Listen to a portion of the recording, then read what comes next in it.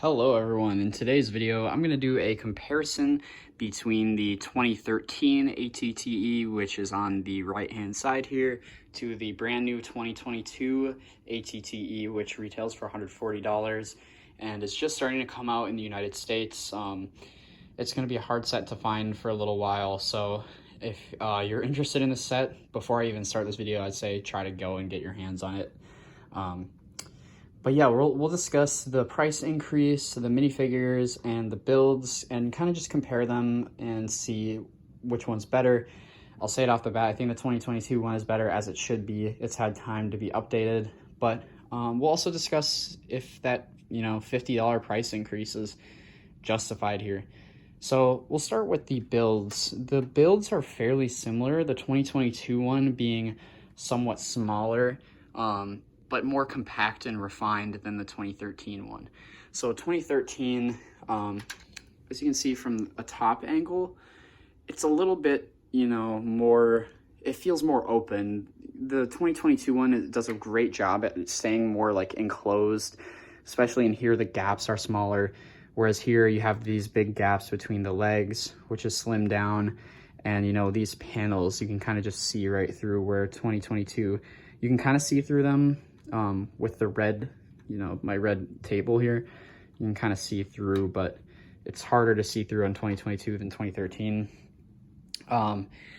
From dead on here, the 2022 one definitely has a little nicer profile, in my opinion. Of course, the build, they've had years to kind of perfect things and get it better. The front area with the cannons is fairly similar. The cockpit is almost the exact same on these two versions. See if I can get that to focus, but you kind of have the same mechanism on both of these models, where you can pull out the front and you have a seat with little joysticks. And I think you can actually jam two clones in the front of these, which is interesting. I haven't really tried it, but it does look like you would have room to put one in the seat and then one behind. It'd be a very tight squeeze. But the cannons are similar builds, although the 2013 one has a slightly different design. 2022 is a little more refined there.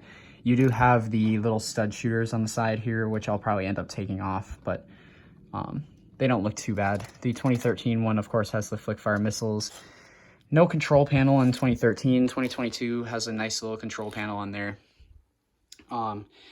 Sticker-wise, they're both really similar. As you can see, stickers on this one. The stickers on 2022 are a little more updated. You have a little battle damage on the 2022 one as well on that sticker there.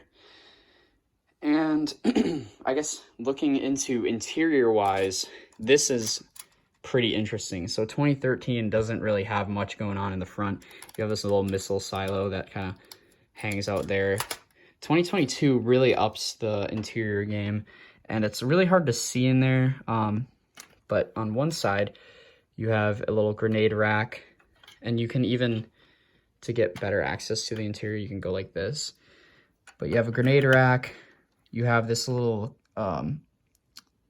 what do you call it, container on the other side that has white binoculars in it. And then you can fit two clones in this little thing here, and you have a little wrench to do repairs. So you could probably fit like 3 or 4 clones just kind of everywhere in there. Definitely a better use of this front space than in the 2013 one, which is great. That's the 2022 version, has a really good usage of interior.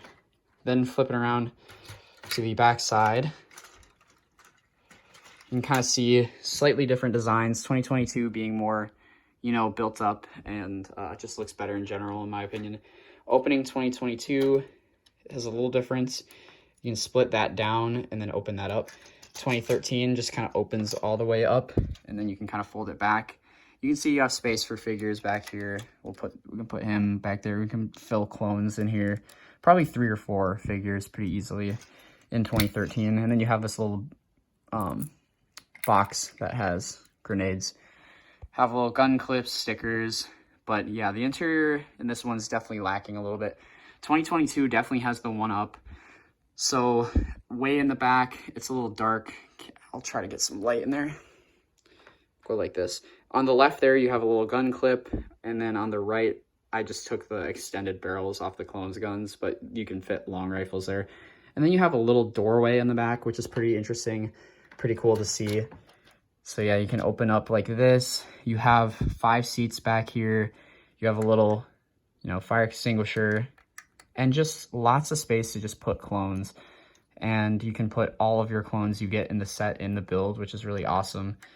But yeah, you can just kind of fit them on these and then have them kind of leaning back on those.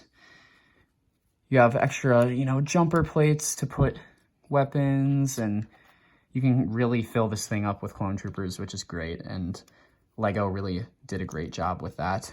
You have this seat here also, which has a little control panel on it, I assume for the back cannons here. But yeah, the interior on 2022 is just fantastic in my opinion. They really knocked it out of the park on this one. But yeah, 2013 definitely lacking, but that was kind of standard for the time. It's like, you know, you have a little space for troopers to stand. It's serviceable. It does its job.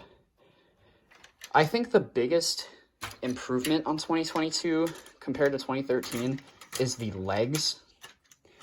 You can kind of see the legs on the 2022 one really have just smaller footprint, but it looks a lot better. It looks a lot more accurate and makes the walker look larger overall. The 2013 one just kind of looks slightly, I don't even know the word for this, janky, if we can use that word. It just looks a little janky compared to 2022. 2022 is definitely more complex, and it honestly just looks fantastic. I'm really happy with how it turned out. 2022 or 2013 does have this little printed dish here, which I think is a nice touch, but I think the brick built kind of stands out more and honestly looks a little more accurate. But again, it's nice to have the printed piece there. That's one thing I think with the $140 price tag that comes with the 2022 one, it would have been nice to have some printed pieces. Maybe the side panels there or the Republic logos. I'm over stickers, but you know, kind of used to it at this point though. So that kind of compares the builds themselves. I definitely think 2022 is better, like in every way almost. It is slightly smaller, but I think this is fairly close to minifigure scale in the first place, so it doesn't really bother me. And overall, the footprint just looks way better. And in a mock, I would definitely choose 2022 to stand up because it's a lot more accurate in my opinion. And then for side builds, you do get the spider droid in 2022, which, you know, people have complained it should have been a crab droid. I almost just really called that a droid. But yeah, the 2022 one, this is a pretty good build. The crab droid would have been more accurate, I agree, but for what this is definitely the best spider droid we've gotten, and it's nice to just kind of throw in. So yeah, next we will move on to the minifigures, and again, in this case, 2022, I think just blows 2013 out of the water. So looking at the 2022 minifigures here, of course, this is based off episode 3, and you all want this guy. And I'm in the same boat. This Commander Cody minifigure is fantastic. It would have been great to get a new like visor mold that was a little more accurate, but I think this honestly works. It works more than I thought when I saw it at first. I was kind of disappointed with how it looked when I first saw it, but overall this figure is really, really great and is going to be probably the most popular minifigure of the wave. We do get a new clone face as well, which is just really awesome, and Lego didn't have to do that, but I'm very happy they did, which just gives him even more like desirability. But yeah, this figure alone really was the reason I bought this set, you know, because I didn't really need another ATTE, but that figure is just awesome. Next, I think this is also a really underrated minifigure, is the Clone Gunner. We've had this before in 2017 Republic Fighter Tank. Of course, this is kind of the updated design, where they mix the Clone Wars and the realistic clones, but this one looks great. The padding on the torso looks awesome. The helmet looks really good. I really like the battle damaging. They do have the holes in the helmet, which doesn't bother me too much, although I kind of understand that we don't really need them on every clone. it would be nice to kind of get it here and there for clones that could use accessories, but, you know, this gunner doesn't really need anything. Maybe a visor would look kind of cool on him, but really cool minifigure. Kind of hope we get more of them if we get a battle pack. Next, we have the basic 212 clones, and the complaint with the head not coming to an arrow is definitely something I agree with. I think this would look a lot better and a lot more like the movie if it kind of came down to a point at the top of the helmet there, the orange printing. I'm not sure if you've heard of that controversy yet, but it's kind of been going around. I like the battle damaging. It's there, so like it's somewhat noticeable, but it's not going to detract from them when you have them in an army. They'll all look pretty clean together. There's the back printing, and overall this figure also turned out better than I thought. I'm not a huge fan of the newer design. I kind of like the movie designs better, like from 2014. But this is definitely a welcomed addition to clones. And of course you get 3 of them in this set, which is it's just crazy. I don't know. We never get many clones in these, you know, big clone sets. So it's just weird seeing 5 clone troopers in, you know, a clone vehicle, which, you know, should be kind of standard, but I'm glad LEGO is kind of taking that initiative. So yeah, those 5 are just fantastic and really awesome to get. And of course you have the 3 battle droids they just kind of threw in. I think LEGO just threw these in to kind of like bolster the minifigure number, just to make it look worth $140. And like, I won't complain, of course, because you can never have enough battle droids, but these are really just throw-ins and really don't add anything to the set, in my opinion. Now, moving to the 2013 figures, I'm sure you've seen these before, but the highlights definitely being this yellow clone commander here, which I think the older versions kind of are better than the newer ones, in my opinion. Just the torso printing looks better, in my opinion. And the new yellow clone is just so common now. The new clone commander, if you've seen the 2022 version, it also came in the UCS gunship, I guess. But I definitely prefer this version. And yeah, he's exclusive to this set. You also get Coleman Trebor, which is kind of like a memed character and is a little valuable today, but he's a really cool minifigure to get. Mace Windu was also pretty cool. This version of him is exclusive with the white legs. And also, yeah, nice to get. And another interesting figure is the Battle Droid Commander in this color. I don't think we've had a commander in this color, so that's pretty interesting. And of course, these battle droids are pretty cool. The kind of Geonosis brown ones, I'm a fan of them, so they're always cool to get. But yeah, that's the difference between the 2013 one and the 2022 one, is you can really fill this up with clones. Like, you have an actual gunner, which looks great, you know, having a gunner in the gunner seat.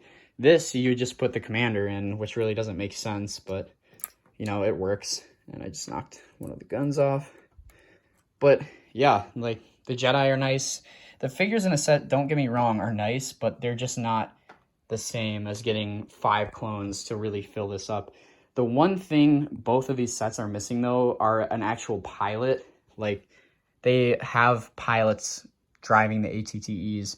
I'm not sure about episode 3, but I know in episode 2 in like the Clone Wars, they'd have the like gunship looking pilots drive the ATTE.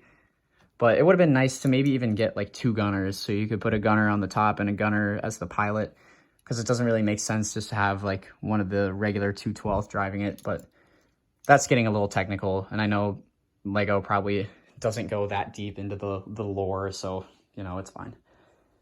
But yeah, that's kind of my ramble on these 2 sets. And to make it simple, I definitely think the new one is worth it. It's a little overpriced maybe. I don't really see where that $50 price increase comes from. I could see this being like $120 and like, you know, just saying, oh, you know, inflation and then plus the added minifigures and the spider droid.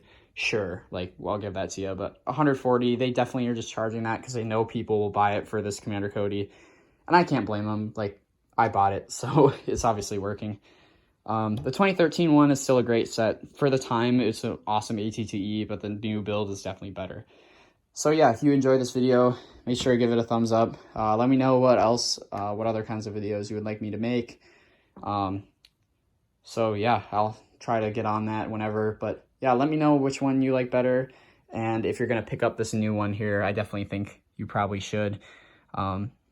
don't think we'll see this one on sale too often. So thank you guys for watching, and I'll catch you in the next one. Goodbye.